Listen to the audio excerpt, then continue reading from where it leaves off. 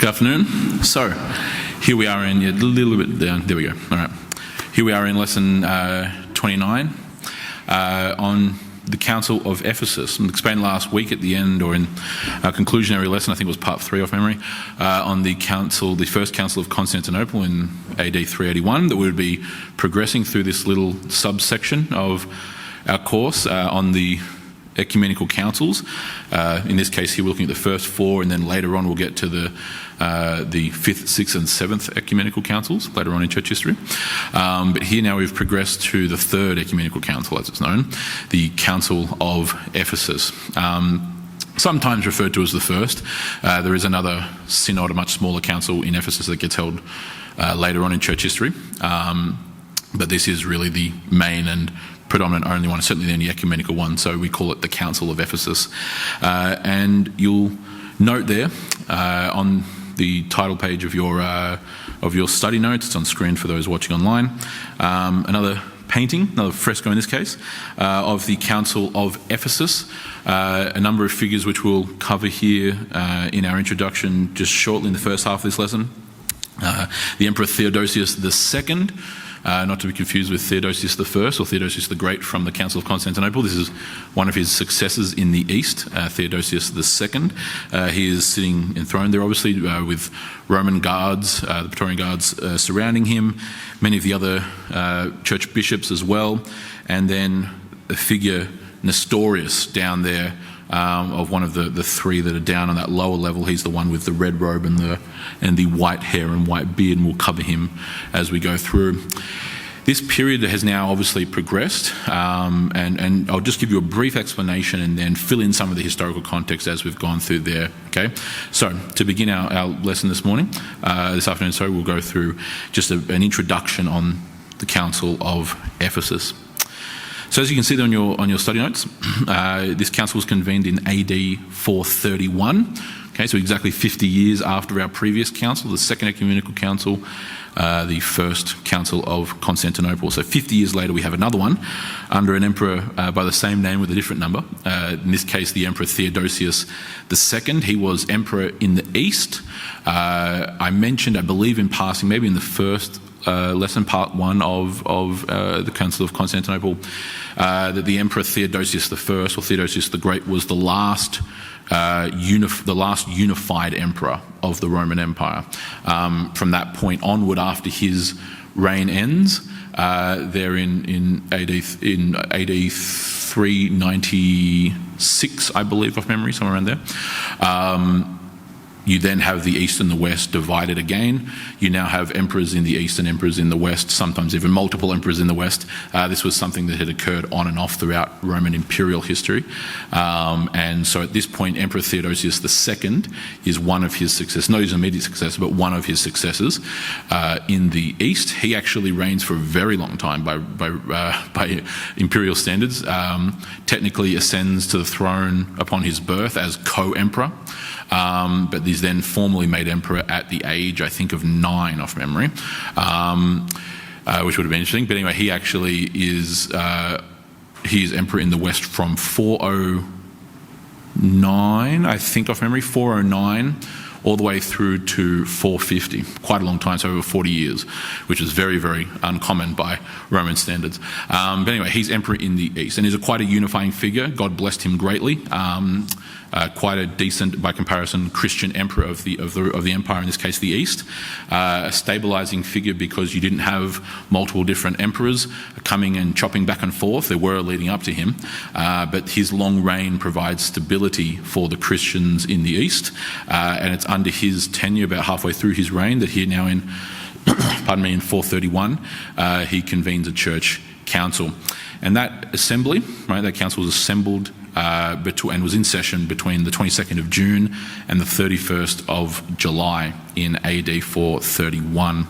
It was held, as the name suggests, obviously in Ephesus, at quite a new church, obviously many individual churches and cathedrals, but this was recently built about a couple of decades earlier. It's called the Church of Mary, dedicated obviously to the Virgin Mary by virtue of the fact that she spent the remainder of her years there in Ephesus with John the Apostle. Christ, of course, on the cross famously commissions rather commits, I should say, Mary, his mother's care, to John.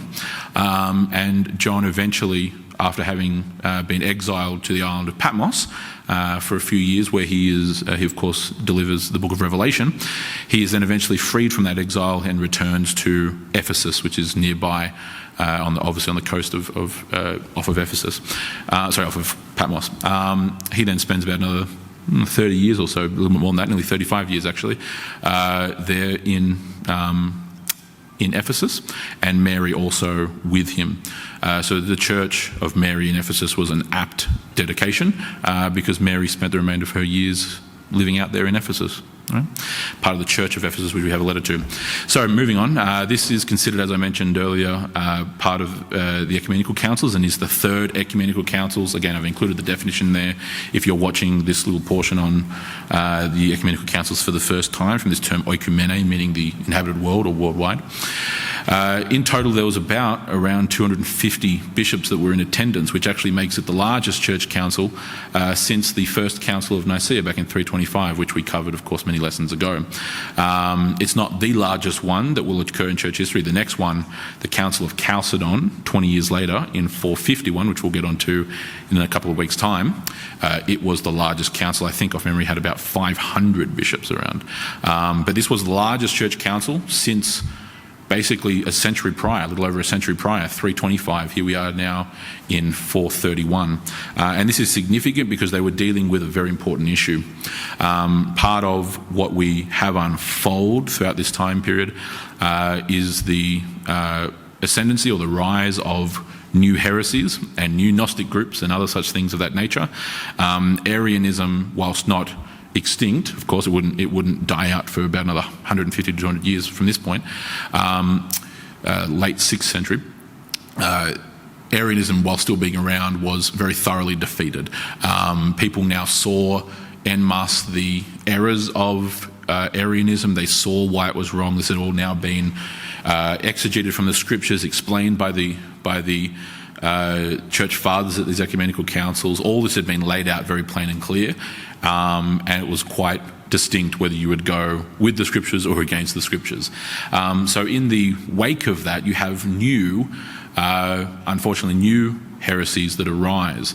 As I mentioned all the way back at the beginning, when we got into the 4th century, to our first lesson on part 1 of the Council of Nicaea, that this period that we were going to be looking at, right, the 4th and 5th centuries, right, so the 300s and the 400s AD, was a time of great theological tumult, might we say, great theological contention, and you have heretical cults and Gnostic groups popping up left, right and centre, believing this and believing that, and believing things that are diametrically opposed to each other, things that are aligned with each other, all kinds of things across the spectrum. The church was very much fighting a multi-front war, and not just a multi-front war, but really a multi-theatre war. It was being attacked from all kinds of sides, even by different heretical groups that believe the opposite of each other, as I just mentioned, right? So this is the kind of cause for such a significant turnout, the most significant since Nicaea, in regards to a church council that we've had thus far. So to just point out some of the key figures that will become apparent as we work our way through here, some more so than others, especially in regards to the lesson that will come up next week, which I'll explain just in a moment. You can see, again, it's on your notes as well as on screen. It's kind of divided into 2 sections, the top 4 names and then the bottom 3 names, right? The top 4 names are those who were in defence of the biblical doctrine concerning the nature of Christ. And again, this is following along similar lines. We're going to get onto it in a minute, what the issue was. But we're defending, in this context, in this case, Cyril of Alexandria, Eutyches or Eutyches of Constantinople, Memnon of Ephesus, and the Roman Pope, Celestine I. These are figures who are in defence of what the Council of Nicaea and the Council of Constantinople had concluded, and more importantly, those creeds, the Nicene Creed, as applied to the various areas of theology, of Christology as we call it, right, the doctrine of who Christ is, in the church. Cyril of Alexandria, again, all these names are suggesting he is Archbishop of Alexandria, a successor of Athanasius, very staunch defender and really the leader. He presided over this council specifically, and so was a very influential figure. He is on the right side of this particular issue here. He becomes a bit on the fence or an intriguing figure in the next council. So he actually ends up being very involved in not this council but the next one as well. But again, we'll cover more about him in coming weeks' time. Eutyches or Eutyches of Constantinople. I mention him here not because he is specifically pertaining to, again, error here, but actually he falls into error and becomes the key antagonist, if you want to think of it that way, inverted commas, of the next council, and in fact is the reason why the next council is called.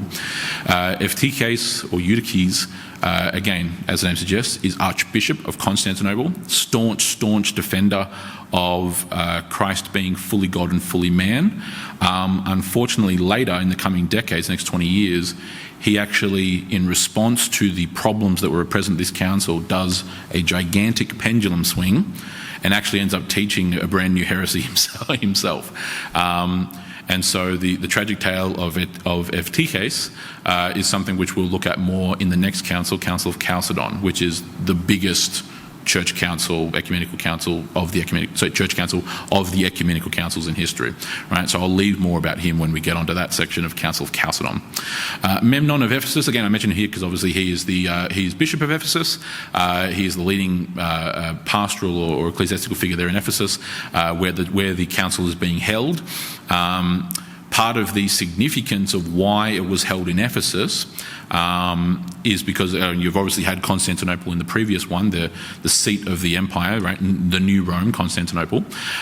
Ephesus was chosen because of what I actually mentioned earlier with regards to its actual location, the Church of Mary.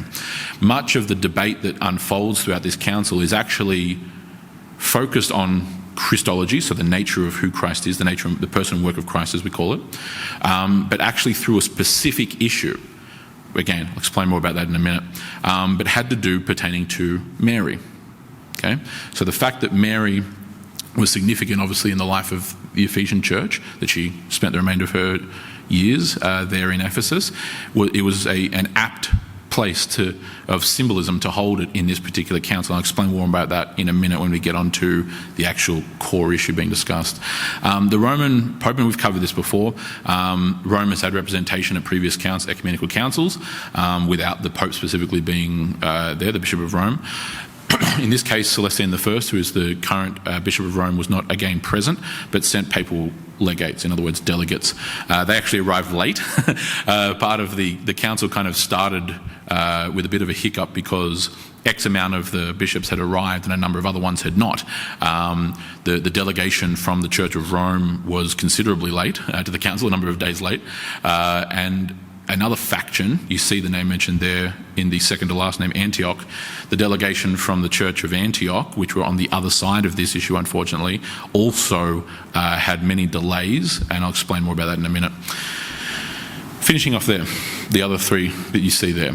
I've put the most important of these figures, the most foundational and central, a man by the name of Nestorius, Nestorius of Constantinople. Now, Nestorius at this time was actually the archbishop in the lead up to this particular council. Okay, you notice that there's two figures there. There's Nestorius of Constantinople, and also second at the top there's Eutyches of Constantinople. Eutyches eventually replaces Nestorius. Nestorius, and I'll go on to explain this in a minute, that's why there's an asterisk.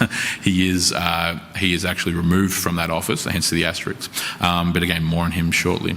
John of Antioch is Archbishop of the Church of Antioch, very important church, one of the earliest churches. Of course, outside Jerusalem, Antioch is the next major city that has a church founded. This gets covered in and was covered in our Bible study on the book of Acts, for those who were there or for those who have listened to those. The Church of Antioch, which Peter and others were very seminal in founding. John is Archbishop, as I mentioned, and the Church of Antioch as a whole is in favour of that figure you see above him, Nestorius. Again, more on that later. But he is the presiding Archbishop, and then, as I mentioned, under them, not an individual but a group, the Antiochene bishops, right? The Church of Antioch, okay? I'll explain more about this as we go, but these are just some names which you'll see pop up, not only this week, but more importantly next week when we get into some of the weeds of the discussion itself. What we're wanting to do today, and this is the point I'm going to be explaining here, is that Today we are focusing on this individual, this figure, this man, Nestorius, and his teaching, which we call Nestorianism, right? As we've done with many other things, Arianism is named after Arius, Apollinarianism is named after Apollinaris, right? It's usually always named, in the vast majority of circumstances, after the person that began this teaching, okay? In this case, Nestorianism named after Nestorius, but again, it also comes with its own kind of asterisk, which we'll explain by the time we get to the very end. So, next week, however, again, keeping all this in context, we are going to be looking at a term which does appear in your notes, especially by the time we get into on page 3 of your study notes, is a Greek term, Theotokos. I'll explain a little bit more about that when we get to it, but that's going to be the focus of next week. I don't expect any of you to know what on earth that means. It's a Greek term, and that's all honky-dory. What I do expect you to do is realise that we're covering part of this today. We're focusing on the man and the basic fundamentals of what he taught, but you do need to take this in counterpart that next week, this central issue of this term Theotokos, which actually is the kind of, what word do I use? It is the principal issue at stake, this term Theotokos, which means, in simple terms, it's not easy to translate, but in English would be something like God-bearer, the one who bears or bore God in her womb, or the mother of God. Okay? It's all concerning who Mary is. Now you might go, why are they talking about Mary? Because it really ultimately was to do with the nature of Christ. But again, more as we explain. So this week, Nestorianism, the basic explanation, so that we at least have a picture of it. And then next week, a bit more of a deeper dive in understanding what this term Theotokos, aka God-bearer, aka Mother of God, means. And then that will be the fuller picture of what on earth this all means together. Okay, so it's like a part 1, part 2, like we've done previously. Make sense? Yep, okay. So let me just give you a little brief background on who Nestorius is so we at least have an idea of whom we're talking about. So Nestorius lived, roughly speaking, from the year AD 386, I should say, to 451. I had a Freudian slip there because some sources say he was born in 381, but 386 to 451 is the generally accepted date of his life. He was born in Germanicia, or Germanicia, in the province of Syria, not to be confused with Germany or any of the northern lands across the Rhine, but in the province of Syria. Basically what is today, it's right in southern Turkey, near the Syrian border. Okay, so southern Turkey, northern Syria, they border each other there in the Levant. He himself was either of Persian ethnicity, so like what today is Iran, right, so the Persians, or he was of Antiochian origin, which could mean he was either Greek or Syriac, in other words, Syrian. We're not quite sure, but either way, he was associated, and he grew up, as the next point makes there for you, in the Church of Antioch. So that's what's really the main thing that counts, okay? He grew up in the Church of Antioch, and that's why we had those references earlier to John of Antioch, the Archbishop, and the Antiochian bishops, right?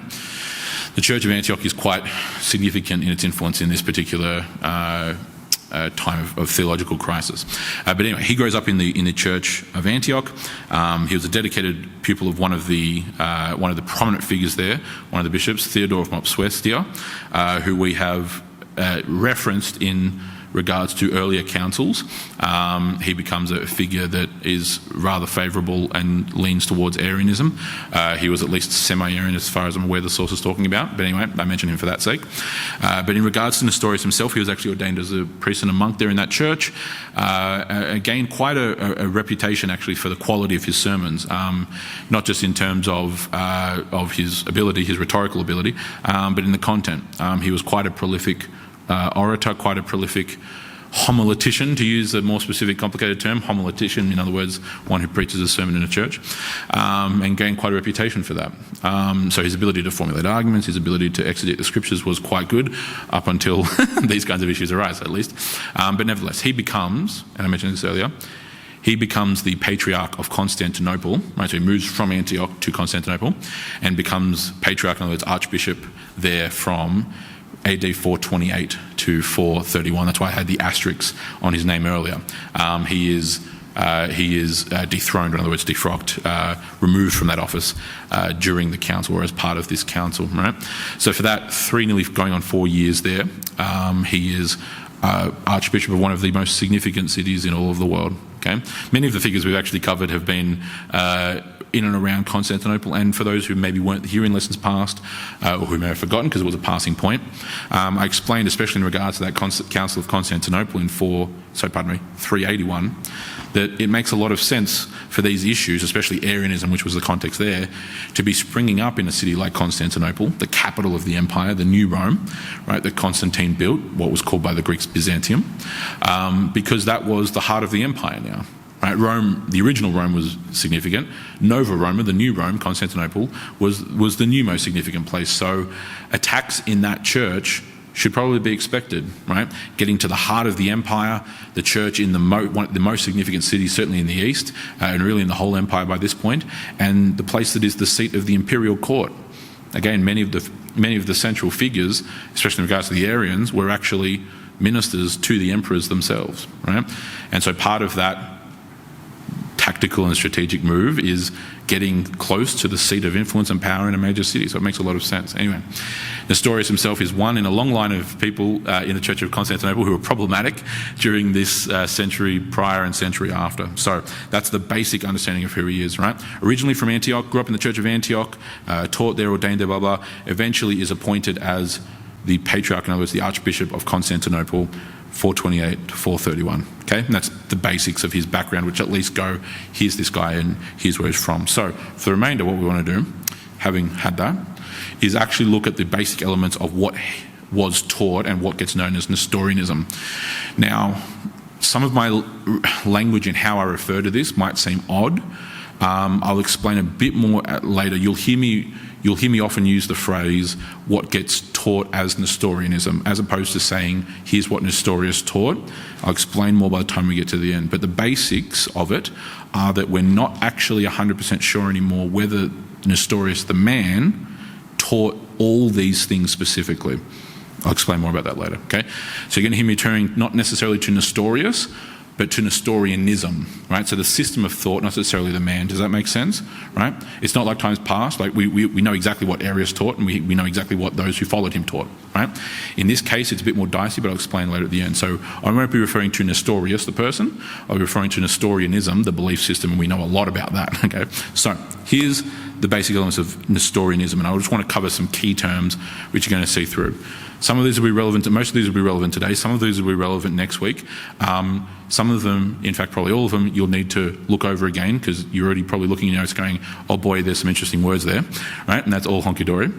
Part of this is really just a reference for this week and the coming weeks, okay? So if you don't quite immediately get what some, that's fine. I've tried to pass it out and explain it there for you and translate as well.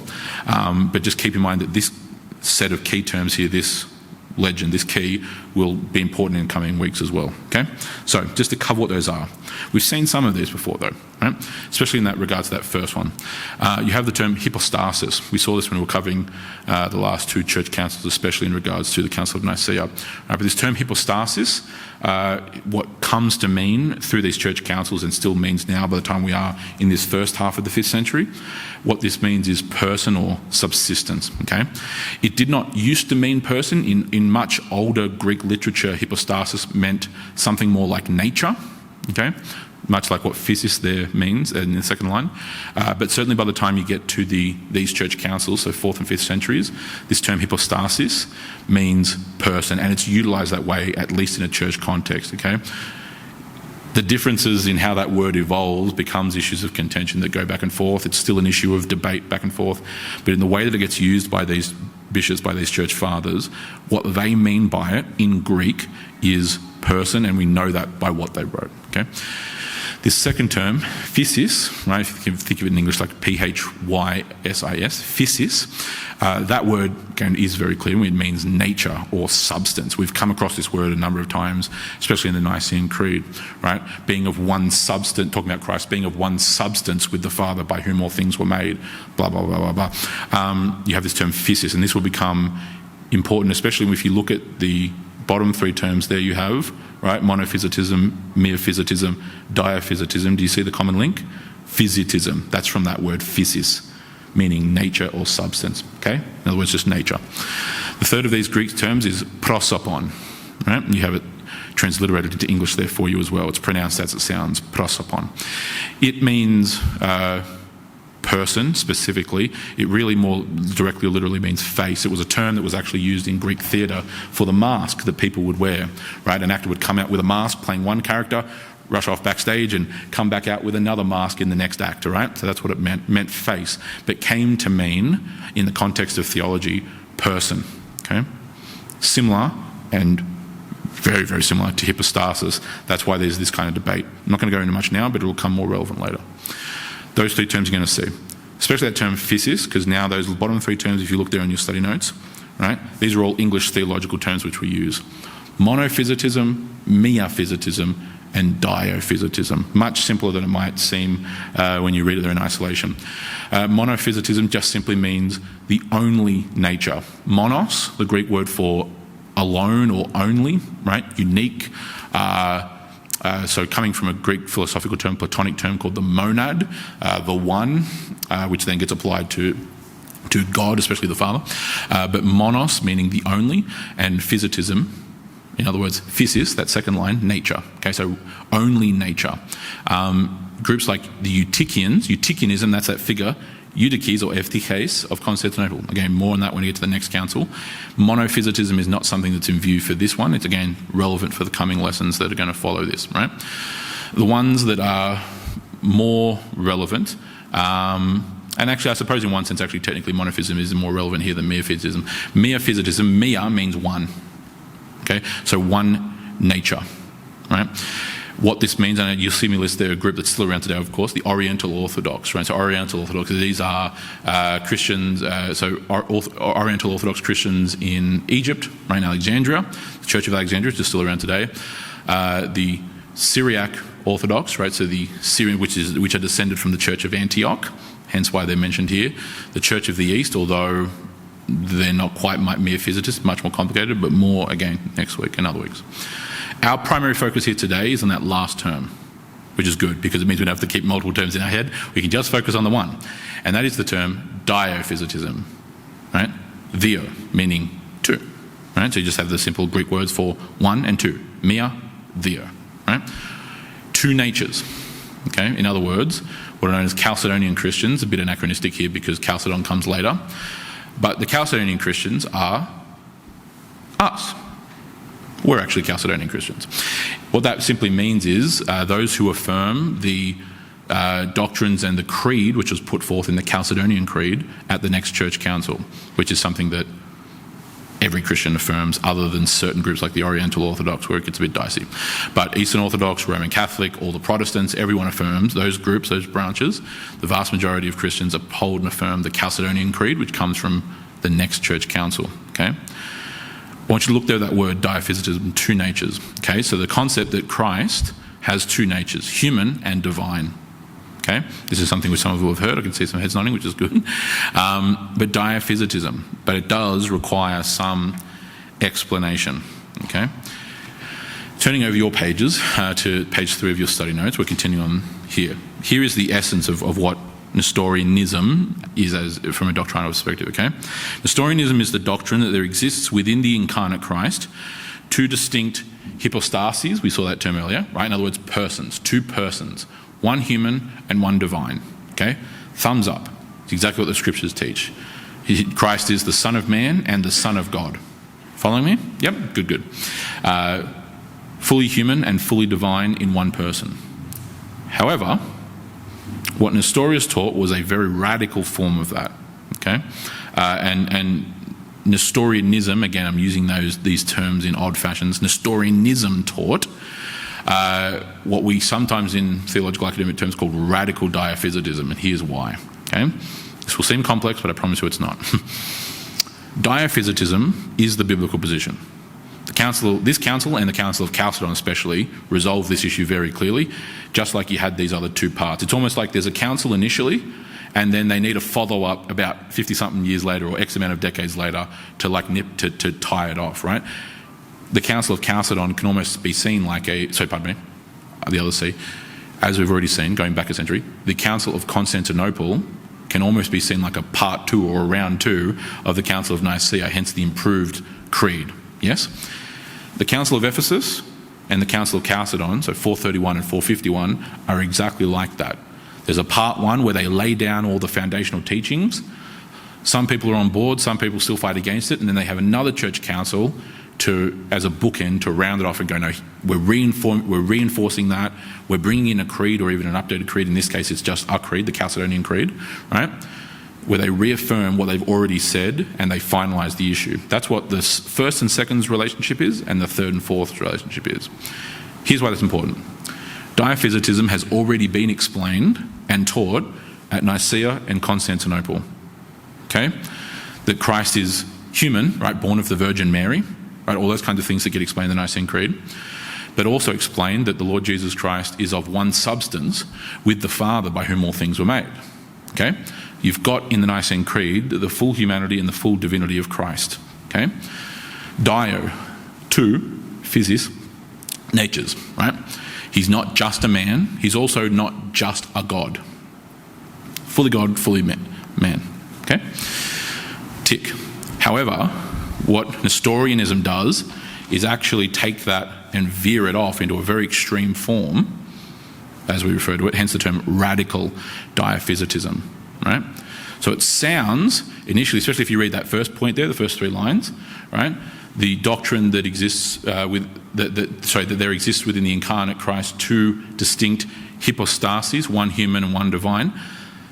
That sort of works except for that word hypostasis, because there's not 2 persons, 2 natures in one person. See how finicky all this can get with semantics, right? That's why, as I've said many times before, and we'll say again and we'll come up in further lessons, words matter. Words have meaning, and we need to not just merely say what's true, we actually need to explain what we mean by that. Yeah, we need to explain what we mean by that, okay? Because as we've already seen with Arianism, you can take words like begotten and twist it into something that the scriptures don't say, right? The twisting of scripture. You may recall that in the garden, the serpent did not just come along with some bright, fanciful ideas of his own. Rather, what did he do? He, for the most part, quoted the words of God, except it always included something that was incorrect. It includes one little portion that God didn't say, right? He mostly quotes God, but then twists it. Just like he did also when you now have this serpent again, Satan, appearing to Christ in the wilderness. What does he do? He actually says, is it not written, blah, blah, blah, blah, blah, blah, blah. But he twists its meaning, or he twists its wording, right? So it's not just good enough to just say the words, right? There's actually, what do these words mean? What do we mean by this, okay? So that first point seems right, except for the one little linchpin, persons, right? Hypostases, plural. Persons. No. There is 2 natures, one human and one divine, but they're not 2 different people. They're not 2 different persons. I'll explain a bit further as we keep going through, okay? You see in the next point there, what is ultimately the third point on your notes, right? As Nestorianism teaches, the 2 natures of Christ, which it affirms, right, there is the divine nature and the human nature, are actually 2 persons. A divine person and a human person. No. 2 natures, biblical, again, this has already been settled at Nicaea and Constantinople, there's 2 natures in one person, okay? Not like we are, it's distinct and unique from us. We are just one person, right? One nature, human nature. We have no divine nature, okay? We're spiritual and material, right? So abstract and physical, if you want to think of it that way, right? We have a mind and a body, right? A soul, in other words, and a body. But we are entirely human. That soul and body is just human. It's not divine. The spiritual element of mankind, the mind, is not divine in its nature. It's human. It's human in its own distinct way. Made in the image of God, but it itself is not God, right? Basic Christian doctrine. In this similar case, right, the 2 natures of Christ were then taken or interpreted or twisted to mean that he was 2 persons in one body, which might seem very weird, because he's not saying that there's Jesus and then all of a sudden the other Jesus comes into the room, right? Still in the one body, but 2 different people, 2 different persons. It's what I like to tongue-in-cheek refer to as the schizophrenic Jesus, right? The divine Jesus and going back and forth between, now the human Jesus is talking and now the divine Jesus is doing the miracles. as if they're two different persons, right? This might seem odd. It also might seem trivial. It's neither of those things. It is definitely not trivial, and it's also quite significant because it can lead people down into very, very erroneous concepts, right? But I've summarised 2 points there, one of which we will address today, one of which, as I mentioned, we'll address next week. He rejected the very well-established Marian titles, in other words, in reference to Mary, of Theotokos. Okay? Theotokos.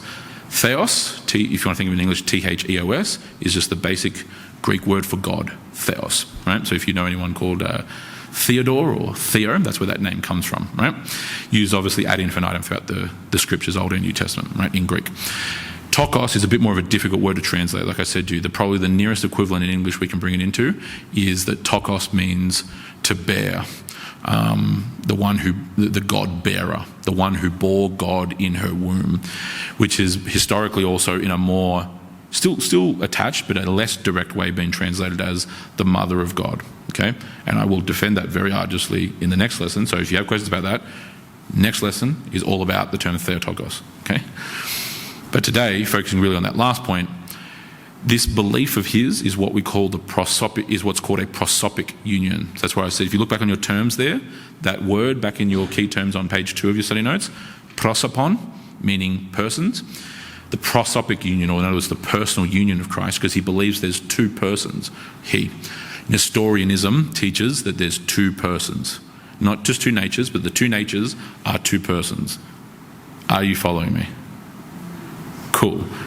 Plenty of times people would not be following me. And even if you're not following me, that's all good, because the beauty of this is you can listen to this again and read the notes again, and you can ask me questions as many as you would like. So it's perfectly fine if you're not quite following along, all honky-dory. If you're getting any of it, I'm happy. So the personal union of Christ. Now, a number of you, especially if you've been in church history classes or if you've been in the church for a while, will be familiar, at least with having heard it, the term hypostatic union. Yes? Cool. Yes, good. Some of you are familiar with that term, hypostatic union. So in other words, the hypostasis, person, the union of the full divinity and full humanity of Christ in one hypostasis, in other words, person. This is why I pointed out, look back up at that first point there, right, the top.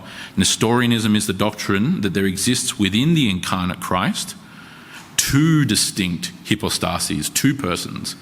Whereas the biblical position, already defined at Nicaea and Constantinople and elsewhere, by the apostles, everyone else, is that there are two natures, right? So to use your terminology there, two physis, right? Two natures, united in one hypostasis, one person. Not two distinct persons, one person. Hypostatic union. If you just want to say it simply, Jesus Christ is two natures united in one person. That's the simple little axiom that we've constantly used, at least in English, right? This, however, is different. The two natures are united in one person, biblical position. The two natures are two persons, two different, distinct persons, that's Nestorianism, okay? Seems like, as I mentioned earlier, seems like a trivial partition, seems like a trivial distinction. It's very much not. And it has a whole confluence of effects. It's like when we saw back in the Council of Nicaea that really the entire doctrine of Arianism hinged upon one single word. Basically, what Arius and his followers understood by the word monogenes, in other words, the only begotten. That one singular word was the foundation and the linchpin for the entire Arian controversy which plagued the church for nearly 300 years.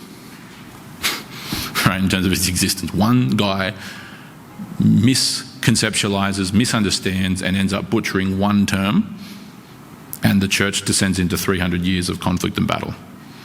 Right? That's what happens. Here, it's the failure to understand, at least in part of Nestorianism, the start of particularly what was going on in the Antiochene school and the teachings coming out of the Church of Antioch at this time, unfortunately, was with regards to the teaching that the two natures, physis, the two natures of Christ, constituted two distinct hypostases or persons. In other words, two natures, two persons, whereas the biblical Nicene and Constantinopolitan definition, two natures, one person. Okay? Here's why. Right? So moving forward in our notes. Again, I mentioned this point of Nestorius so as you hear me use that word appears, I'll get onto that by the end. Nestorius appears to have developed his Christological views as an attempt to try and logically logically understand the incarnation of the divine Logos, and thereby rationally explain how the second person of the Trinity is the man Jesus of Nazareth. I'll read that again because I butchered it. Nestorius appears to have developed his Christological views as an attempt to logically understand the incarnation of the divine Logos, and thereby rationally explain how the second person of the Trinity is also Jesus of Nazareth, right? So the divine and the human, okay? This is not his writing, this is me explaining a couple of different ways that you could phrase or understand, kind of very mathematically, Nestorian teaching. The Son of God plus the Son of Man equals Christ. Not the Son of Man is the Son of God, who is Christ. The Son of Man, that person, the human person, and the Son of God, that divine person, is the Christ, which is not what the scriptures teach. I'll get into that in a minute. You could also say it as Jesus plus the Logos equals the Christ. That Jesus, the human, and the Logos, the second person of the Trinity, are united as two persons in the one Christ. We're already starting to get more complex. The third and final way is that Jesus is a different person from the second person of the Trinity. Okay, the Son, in other words. S-O-N. And that they're united, those two persons, not natures, persons, in the one Christ. This is my point reference earlier that I used a schizophrenic term. It's not accurate, it just helps us kind of get a little bit unpacked. This term is what I meant of schizophrenic Jesus. Okay? Basically, the way you could summarize this, it's not entirely accurate, but I'll explain what I mean, is that there's almost like there's two Jesuses. Okay? He would never say that, nor his followers, because from their view, especially the second and the third point there, especially the third point, this makes it a lot more obvious and elucidated. Jesus is the human person. The second person of the Trinity is a different person, and that you have a human, Jesus, and the Son of God who are united, okay? Whereas the biblical belief, right, as very clearly defined and determined at Nicaea and Constantinople and elsewhere, is that no, the second person of the Trinity, the Son of God, okay, the Logos, became human. He took on human flesh, and he is one person. His humanity isn't a different person, whereas the Nestorian belief, if you can try and see what's going on here, is that you actually have two people in the one body. Does that make a bit more sense? It's a bit more of a colloquial way of saying it in English. Two people in the one body. You have the human Jesus, so it's like he has a human soul and a divine soul. Does that make sense? Hopefully it makes a bit more sense, right? Jesus is not actually the Son of God. He's not actually the second person of the Trinity. He's his own human like you and I are, and that he gets united with the Son of God. Hence the term, that's why I'm using this terminology, two persons. It's not just the natures. Nestorianism takes the basic biblical principle of two natures and turns that into two subsequent people. See the problem? Okay? Yes. Good. Many times I've explained this. People have not understood it. Whereas the biblical position, again, just to reiterate once more, is not that the Son of God combined with the Son of Man, as if they're two different people. No. Not that Jesus combined with the Logos. No. Not that Jesus combined with the second person of the Trinity. The Son of Man is the Son of God. Jesus is the Logos. Jesus is the second person of the Trinity. They're not two different persons. They're not two different people in the one body. They're one person in the one body. But he has two natures. We have one nature. Okay? So the distinction between you and me, us, versus Christ, he has everything we do, but also a divine nature. Not a divine person that's separate or divine, and he's going back and forth in his own head. No. Divine nature, human nature, but he's only one person. That's the basic essences, right? And this gets explained all throughout the scriptures. It gets explained by the apostles, by the early church fathers, by the Nicene fathers, etc., etc., right? And so to round off what we've been looking at, I'll give you a quotation again from modern academic sources that kind of explain this or give a bit more of a framing to this, right? It can be summarised by this, as this. Jesus Christ, who is not identical with the Son, so Jesus Christ the human, this is the explanation of Nestorianism. Jesus Christ the human, who is not identical with the Son, the second person of the Trinity, but personally united with the Son, who lives in him. See the distinction? There's two people being referenced here. The Son lives in him, Jesus. That's never how the Bible phrases it. Is one hypostasis and one nature, human. Right? It's two people. But, this is why I wanted to elucidate to you, Jesus Christ and the Son of God are not the same person.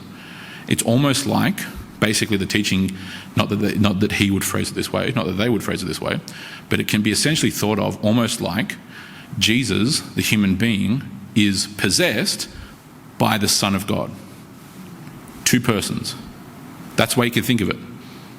Nowhere in the scriptures. There's no duality like that, right? It's always one person.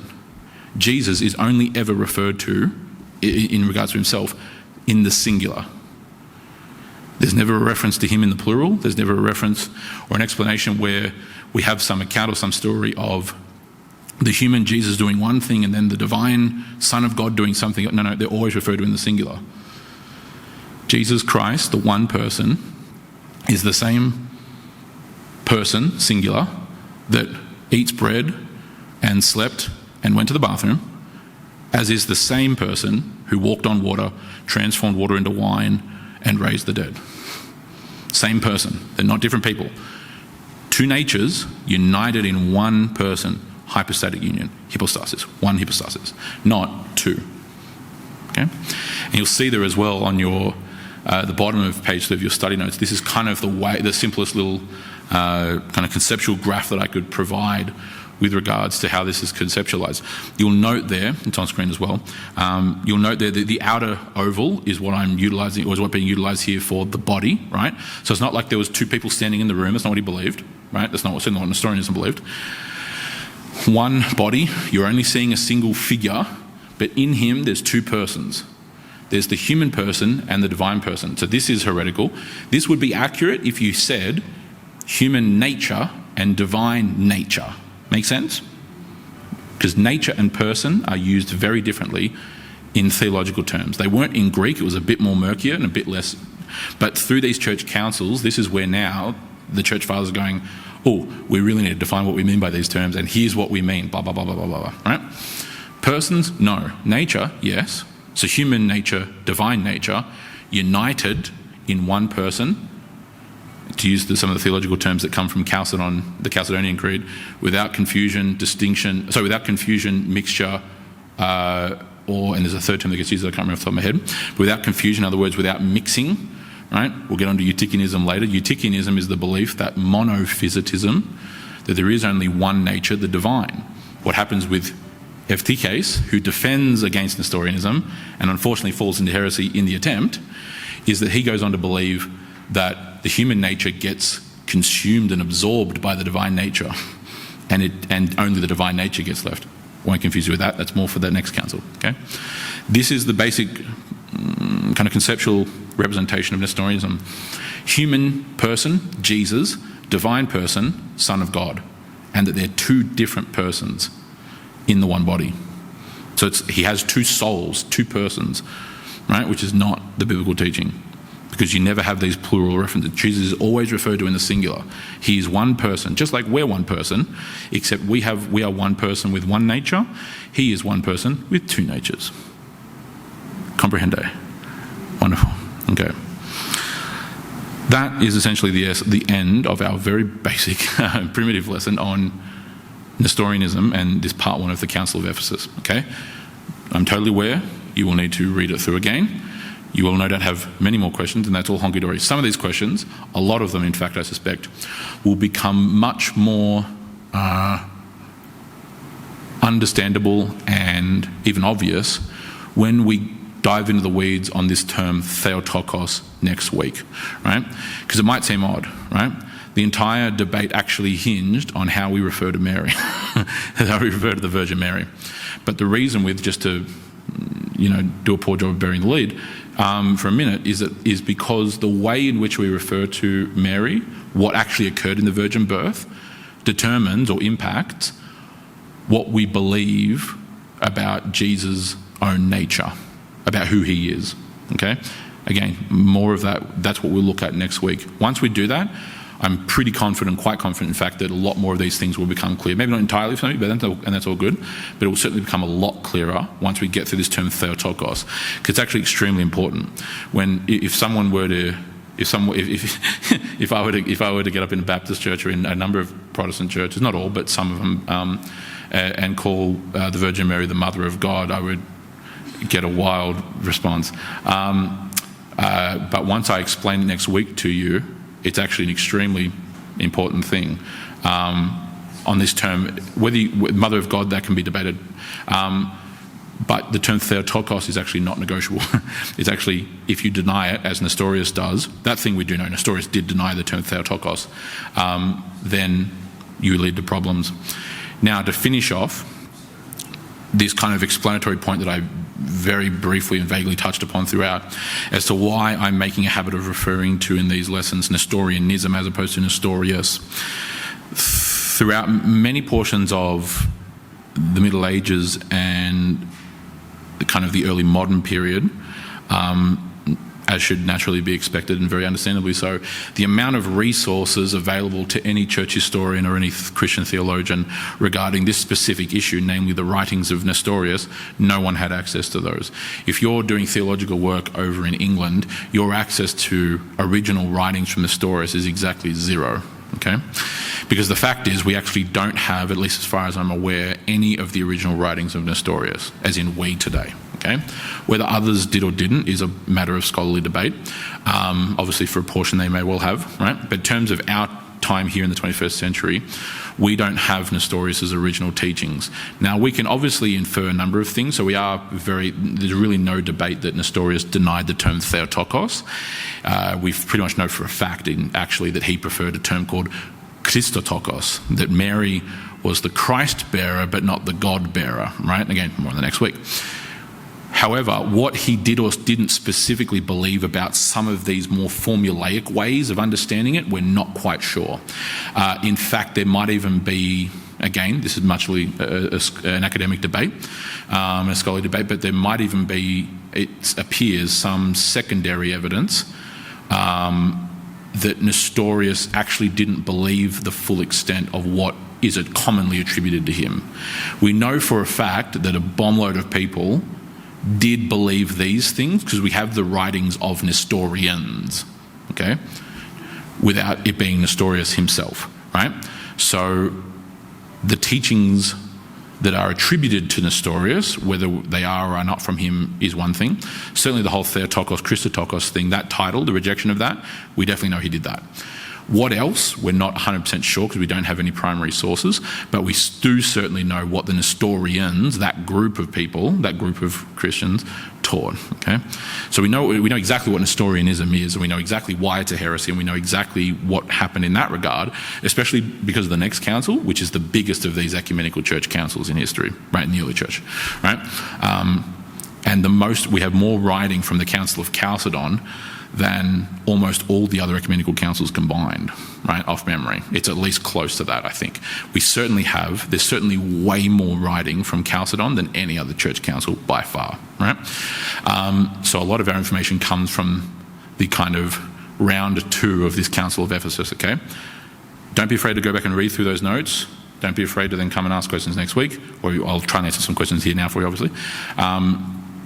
But how you understand this will actually become more important, because even a lot of the cases, and again, this is why we studied church history, I know I've said it 1,000 times, but I'll repeat it again, is that a lot of these things have very clever and duplicitous ways of rearing their heads under different names, right? Like we've talked about when we looked at Arianism, right?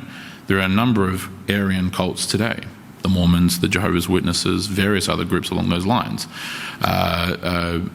The Christadelphians, Christian Iglesia, there's a whole host of Arian groups. They don't call themselves Arians, they're not called the Arian Church of blah, blah, blah, but they're straight down the middle Arians. They're just Arianism repackaged and remarketed, essentially, resold. So without knowing what these beliefs are, you won't know, but necessarily, at least not strictly, why X, Y, or Z group should not be considered part of the church or part of Christianity. Right? These things get repackaged. There are Nestorian light, L-I-T-E, beliefs that trickle their way around much of Western evangelicalism. Right? More on that probably next week especially. So we don't know it as Nestorianism, we don't call that, and 99% of people have never heard of Nestorius, sadly and unfortunately, because we don't teach church history properly anymore. Well, not even properly, we don't teach church history, we just flat out don't teach church history. But part of the impetus for us doing this is so that you can be knowledgeable and informed about these various things, that you can help grow in your biblical knowledge, and you don't just know what you believe, but you know why you believe it. Very big difference. It's one thing to know what you believe. It's not terribly difficult to check off an intellectual list, right? It's another thing to know why you believe that, and more importantly, how you then defend that. Okay, those are two very different things. It's extremely easy to blindly say, "Oh, yes, I believe this and that and the other," without really actually understanding it at all, right? And to understand the scriptures, really, by definition and by extension, means to understand God. It is the Word of God. It's how He explains Himself, how He explains His actions in the world, all these various things, right? So whether or not Nestorius believed the full scope of what gets classified as Nestorianism, where we have a number of academic questions about that. We do know that he denied the term Theotokos. That's what kicked off. That was the kind of match that lit this whole issue, was his denial of the term Theotokos in favour of a different term, Christotokos, which I'll explain next week, right? And that's what actually is the linchpin for the convening and the calling of this church council. He is actually the one who, a number of others do as well, he's actually the first one who petitions the emperor for a church council to defend his views. Okay, Cyril of Alexandria and other figures also then petition the emperor saying, yes, we need to deal with this, right? So it's ultimately on them, those like Memnon of Ephesus and Eutyches and Cyril. But he's actually the first. He actually wants the church council to happen so that he can defend his position, right? So we'll cover more on this when we look at the term Theotokos next week. Very, very, very important, because whilst talking about Mary, right, the Virgin Mary, it's actually really ultimately talking about Christ. And once we get through that, it's a very important lesson, right? So we'll look at that more next week, okay? There we go. You will have questions, no doubt, and you might be going, oh, okay, maybe I'll listen to next week, and that's fine, so maybe we'll have more questions next week. But if you have any questions this week, you feel free to ask them, and I'll either give you the answer or I'll say, wait till next week. Cool, smart move. Wait till next week. Wait till next week. Wait till next week and you can barrage me with the questions then, okay? So, we'll cover part 2 of the Council of Ephesus in lesson 30 in the next lesson. Thank you.